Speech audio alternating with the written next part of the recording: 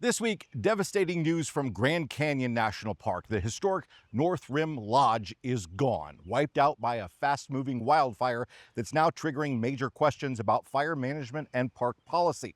We'll break down what happened, why it happened, and what it means for the future of the park. Plus, another national park is under threat as wildfires shut down Black Canyon of the Gunnison, and a sweeping new executive order from President Trump could reshape how we access and fund our national parks, especially for international visitors. All that and the mounting impact of massive staffing cuts across the Park Service. Stay with us. It's a packed episode. I'm Jason Epperson. This is Parkography, and it's time for the latest in national park and public lands news.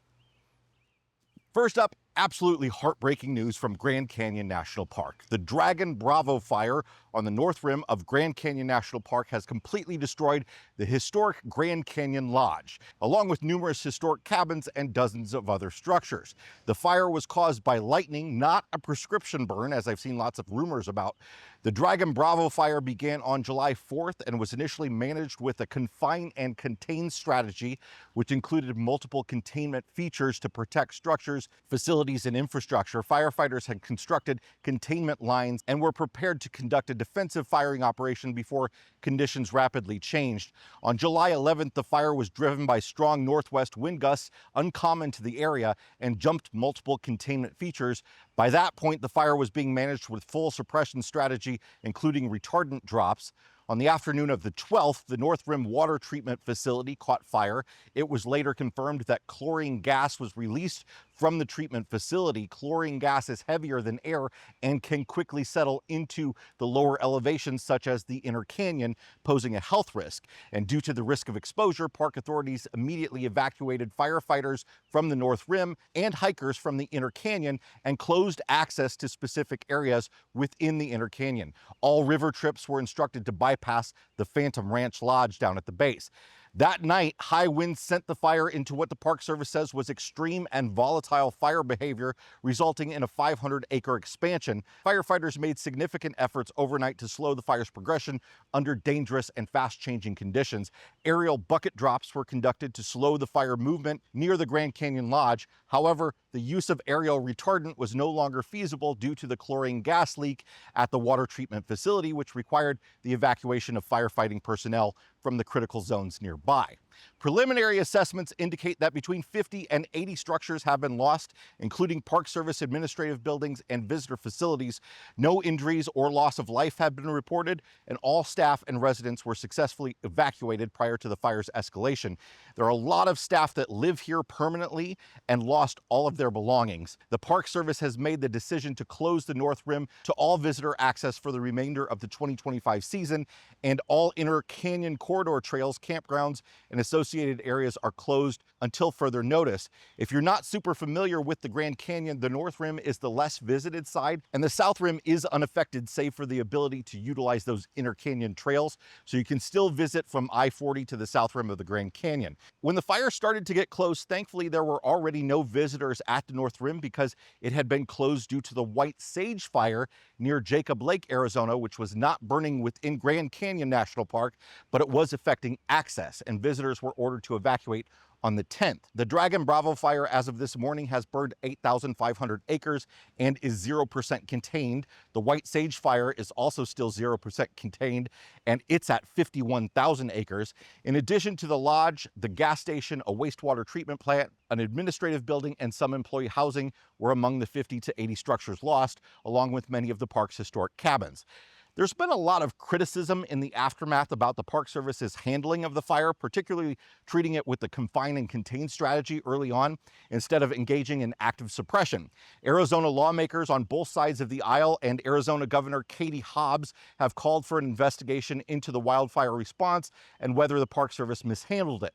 A National Park Service spokesperson defended the fire management strategy in a statement to the Arizona Republic, saying it was, quote, expertly handled, and that firefighters had set up containment lines and properly mitigated risk before powerful and unexpected wind gusts arrive.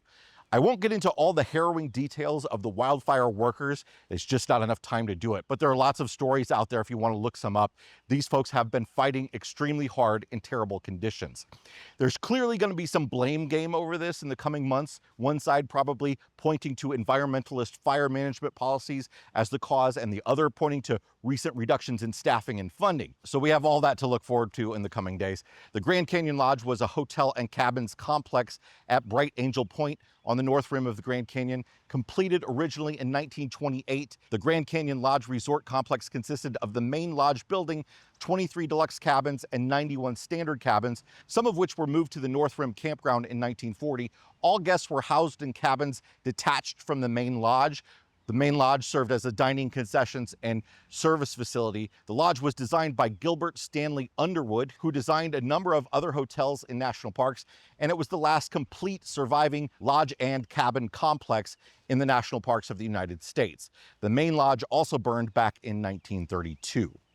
Meanwhile, a fire on the western slope of the Colorado Rockies has Black Canyon of the Gunnison National Park closed with a 4,000-acre fire that's also 0% contained. Several areas in the surrounding county have also been evacuated. On the morning of July 10th, lightning strikes ignited wildfires on both the north rim and south rim of the Black Canyon of the Gunnison National Park. Visitors and staff have been evacuated, and the park is closed until further notice. Several areas in the surrounding county have also been evacuated.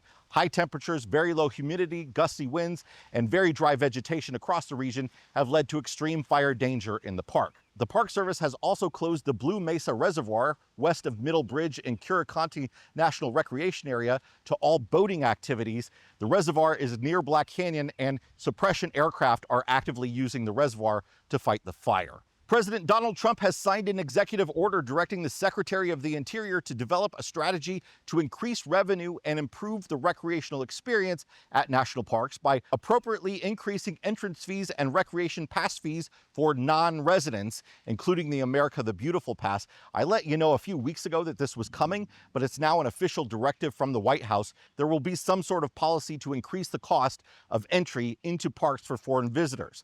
The executive order is entitled Making America Beautiful Again by Improving Our National Parks, MABA, and also directs the Secretary of the Interior, working with the Secretary of Agriculture as appropriate, to take steps to improve services and affordability for United States residents visiting national parks and to address the park's maintenance backlog, utilizing the already set-aside funds from the Great American Outdoors Act. They were already doing that, but the order says the Secretary of the Interior shall review the department's recreational access rules and take steps to rescind any that unnecessarily restrict recreation in national parks. In conducting this review, the Secretary of the Interior shall, quote, especially scrutinize all recreational access rules or other restrictions promulgated or enacted during the prior administration.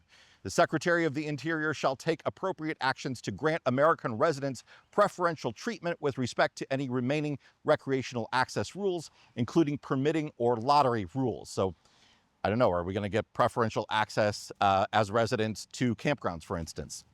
The order revokes President Biden's memorandum from January 12, 2017, entitled Promoting Diversity and Inclusion in Our National Parks, National Forests, and Other Public Lands and Waters. In conjunction, President Trump issued a separate order establishing the Make America Beautiful Again Commission, saying, quote, years of mismanagement, regulatory overreach, and neglect of routine maintenance require action. Land use restrictions have stripped hunters, fishers, hikers, and outdoorsmen of access to public lands that belong to them.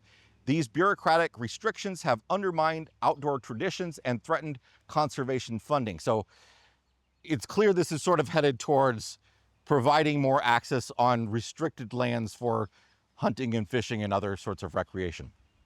The commission will be chaired by the Secretary of the Interior and tasked with providing the President actionable recommendations for improving conservation efforts, developing policies to recover fish and wildlife populations through collaboration rather than regulation, including policies involving coordination with state wildlife agencies, recommending to the President solutions to expand access to clean drinking water and restore aquatic ecosystems to improve water quality and availability, and developing policies to expand access to public lands, national parks, national forests, and wildlife refuges, while promoting a wide range of outdoor recreation opportunities like hunting, fishing, hiking, biking, skiing, climbing, boating, off-roading, and wildlife viewing.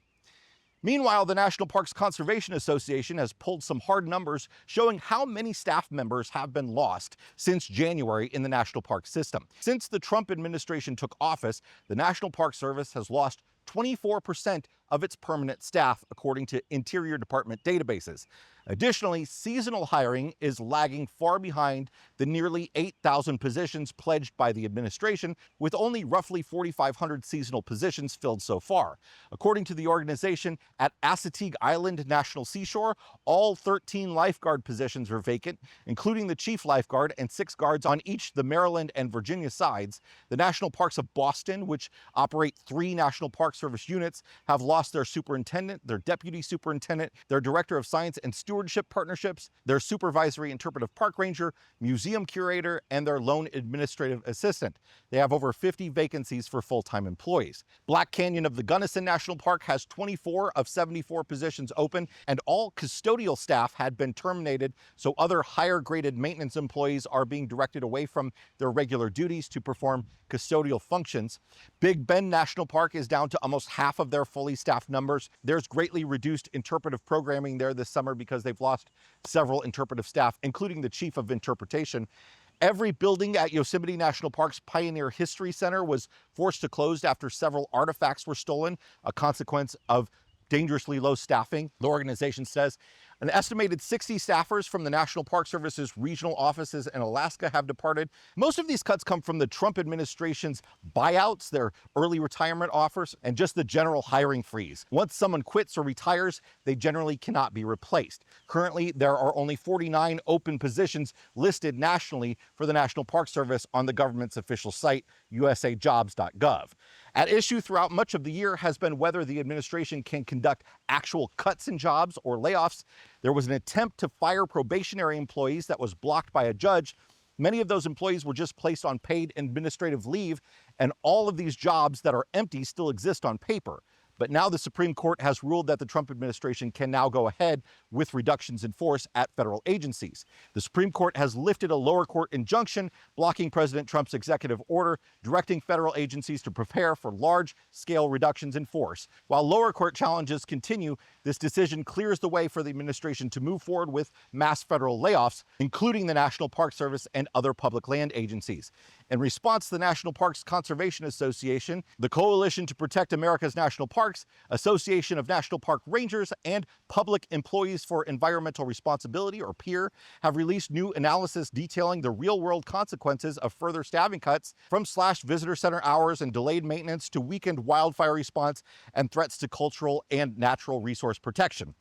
Many parks have already been forced to reduce visitor center hours, cancel educational programs, delay maintenance and conservation work, and leave critical law enforcement positions unfilled. Quote, "This is an appalling way to treat employees who have dedicated their passions and careers to taking care of the visiting public and protecting the places that American citizens have determined to be special," said Bill Wade, executive director of ANPR. "We have never seen the morale of employees so low. How can they do their jobs effectively when they're experiencing such terrible treatment and when they fear layoffs?" Interior Secretary Doug Burgum has repeatedly called for cutting overhead in regional and Washington-based offices, staffed by scientists, planners, contracting experts, and others. Quote, "Our national parks are poorly positioned to weather the storm of more layoffs and firings," said Tim Whitehouse, executive director of PEER. "The steady decline of National Park Service staffing is putting both visitors and park resources at great risk. The Supreme Court's decision could make a bad situation even worse. If Congress doesn't act quickly, we risk losing the very people who make our national parks the treasures they are." I'm getting rained on, so that's it for this week's National Parks and Public Lands news. Hey, come over and listen to us on the RV Miles podcast if you're interested in RV and camping chat. And if you want lots more national parks information and help planning your trips and more, visit the Parkography Facebook group. It's about 100,000 members to help you plan your trips and answer all your questions. I'll put a link to both in the description below. Thanks so much for being here. If you got something out of this episode and you want more like it, subscribe, and we'll see you next time. Bye, everybody.